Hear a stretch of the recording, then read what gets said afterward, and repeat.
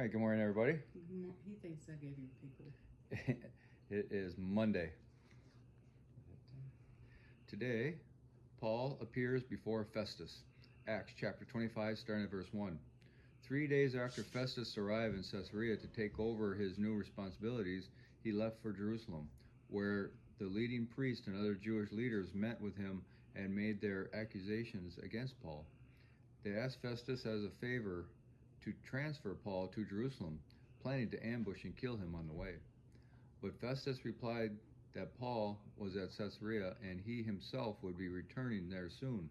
So he said, "Those of you in authority can return with me. If Paul has done anything wrong, you can make your accusations." About 8 or 10 days later, Festus returned to Caesarea, and the following day he took his seat in court and ordered that Paul be brought in. When Paul arrived, the Jewish leaders from Jerusalem gathered around and made many serious accusations they couldn't prove. Paul denied the charges. "I am not guilty of any crime against the Jewish laws or the temple or the Roman government," he said.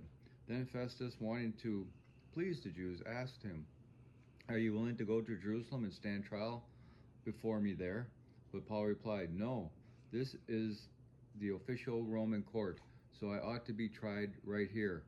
You know very well I am not guilty of harming the Jews. If I have done something worthy of death, I don't refuse to die. But if I am innocent, no one has the right to turn me over to these men to kill me. I appeal to Caesar." Festus conferred with his advisors and then replied, "Very well, you have appealed to Caesar, and to Caesar you will go." A few days later, King Agrippa arrived with his sister Bernice to pay their respects to Festus. During their stay of several days, Festus discussed Paul's case with the king. "There is a prisoner here," he told him, "whose case was left for me by Felix. When I was in Jerusalem, the leading priests and Jewish elders pressed charges against him and asked me to condemn him. I pointed out to them that Roman law does not convict people without a trial. They must be given an opportunity to confront their accusers and defend themselves. When his accusers came here for trial, I didn't delay. I called the case the very next day and ordered Paul brought in. But the accusations made against him weren't any of the crimes I expected. Instead, it was something about their religion and a dead man named Jesus, who Paul insists is alive. I was at a loss to know how to investigate these things, so I asked him whether he would be willing to stand trial on these charges in Jerusalem. But Paul appealed to have his case decided by the emperor, so I ordered that he be held in custody until I could arrange to send him to Caesar. "I'd like to hear the man myself," Agrippa said, and Festus replied, "You will, tomorrow." Now the commentary. Although 2 years had passed, the Jewish leaders were still looking for a way to kill Paul. They told Festus about Paul and tried to convince him to hold the trial in Jerusalem so they could prepare an ambush. But God and Paul thwarted their schemes again. Paul knew that he was innocent of the charges against him and could appeal to Caesar's judgment. He knew his rights as a Roman citizen and as an innocent person. Paul had met his responsibilities as a Roman, so he had the opportunity to claim Rome's protection. Every Roman citizen had the right to appeal to Caesar. This didn't mean that Caesar himself would hear the case, but that the citizen's case would be tried by the highest courts in the empire. Festus saw Paul's appeal as a way to send him out of the country and thus pacify the Jews. Paul wanted to go to Rome to preach the good news, Romans chapter 1 verse 10, and he knew that this appeal would give him the opportunity.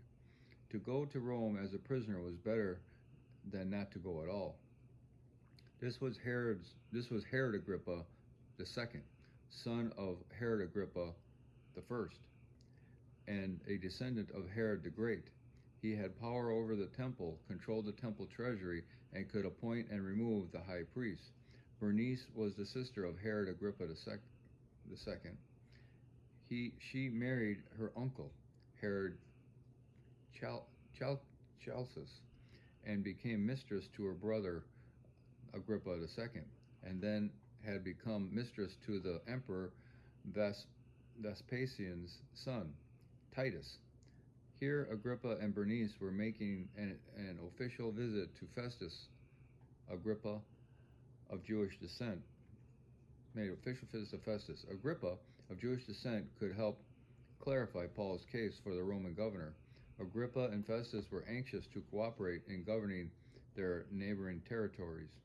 Even though Festus knew little about Christianity, he somehow sensed that the resurrection was central to Christian belief.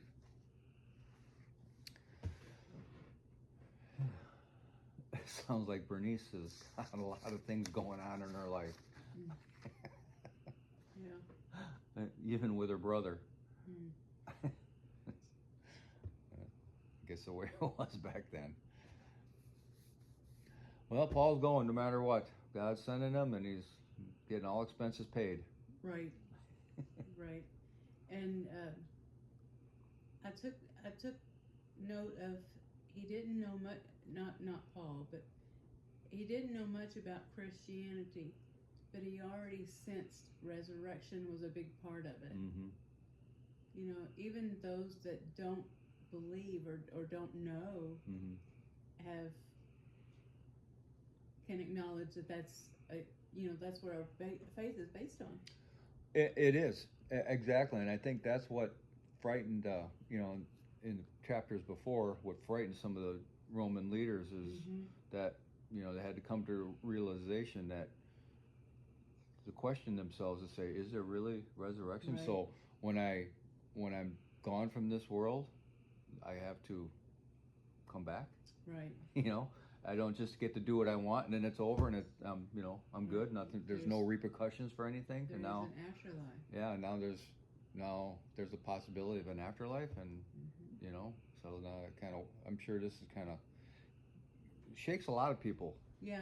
I mean, It a lot of does. people think that, well, when Yes. this life is over, it's just done. Yeah. Man, not really. No, it's not the way it works. No. And it's not reincarnation. You don't get to come back and try it again or nothing.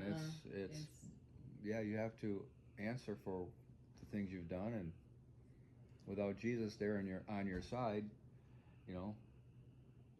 stand on the other, like in court, you got the devil on one side accusing you, and you got Jesus on your side saying, no, he's innocent. I've already taken care of all that. It's going to be tough. You can't just argue your way through it and say, well, I was pretty good. No, Not really. No. No, you really weren't. The only way through that trial is for Jesus to have paid your price. Right. So. It's the only way through. Okay, it'll be. Please remember the prayer request box that we have, and. A good friend of ours has a serious. Well, we're just gonna say she broke her hip. Yeah. And so she's gone through the surgery and in recovery, and so we just pray that God will heal her and carry on with her life. Yeah.